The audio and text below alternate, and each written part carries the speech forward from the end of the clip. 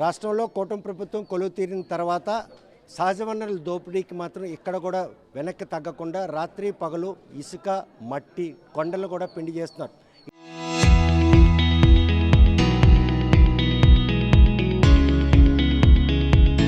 ఇటువంటి అక్రమ రవాణా వ్యవస్థను అడ్డుకునేందుకు ఎవరు ముందుకు రాకపోవడంతో కాంగ్రెస్ పార్టీ మాత్రం ఈ సహజ వనరుల దోపిడీని అరికట్టాలని అధికారులకు ఫిర్యాదు చేయడానికి వచ్చారు. ప్రస్తుతం ఈ విషయంపై మనతో మాట్లాడడానికి జిల్లా డీసీసీ ప్రెసిడెంట్ సనపల్లి అన్నాజీ మనతో ఉన్నారు. సహజ వనరుల దోపిడీలో ఆంధ్రప్రదేశ్ ముందు వరుసలో ఉంది. అందులో శ్రీకాకుళం జిల్లా ఫస్ట్ స్థానంలో ఉందంటే. అందరికీ నమస్కారం.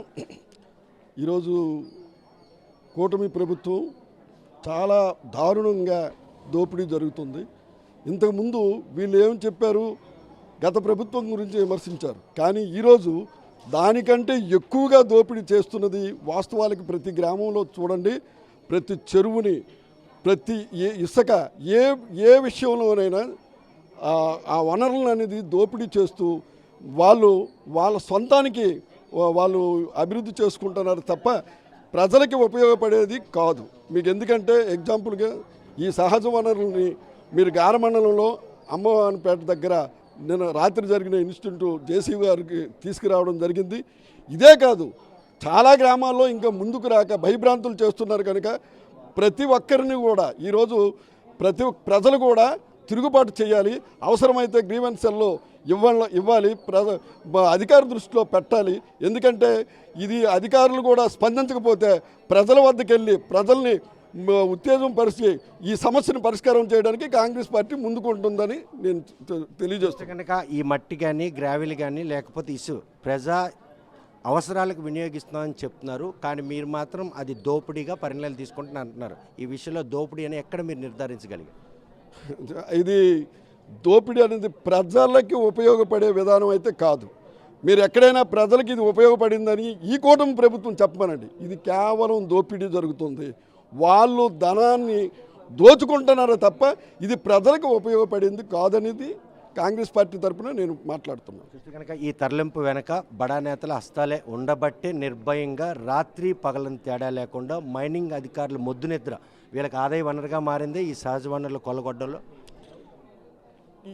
సహజ వనరుల్ని భయభ్రాంతులు చేయడానికంటే వాళ్ళకి ఎక్కువగా ఈ జిల్లాలో అధికారులను కూడా భయపెట్టేటట్టుగా కేంద్ర మంత్రులవని రాష్ట్ర మంత్రులవని ఈ ఎమ్మెల్యేలు కూడా వాళ్ళకి అండదండలుగా ఉంటేనే వాళ్ళు 24 గంటలు నిరంతరం చూస్తుండగా ప్రయాణం చేస్తున్నారు.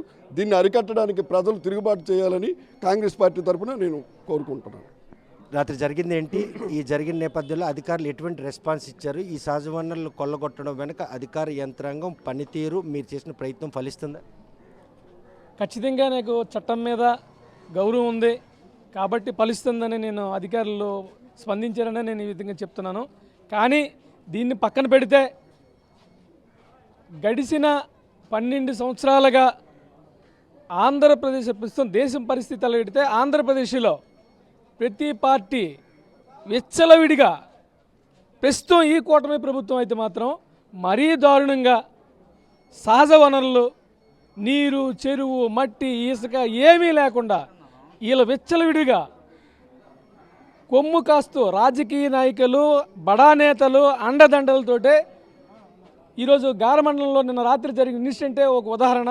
అర్ధరాత్రి జేసీ గారికి నోటీస్ తీసుకెళ్లడం, జేసీ గారు స్పందించడం అన్నీ చక్కచక్కగానే జరిగింది. దానికి జేసీ గారికి ప్రత్యేకంగా కృతజ్ఞతలు. ఈ బరితెంపు వెనక ఈరోజు 164 మంది ఎమ్మెల్యేలు గెలిపించిన ఆంధ్రప్రదేశ్లో అడగడానికి ప్రతిపక్షం కూడా లేదు. ఎవరు అడిగినా మాకేంటి అన్న ధోరణిలోనే ఈ దోపిడీ జరుగుతుందా? 100%.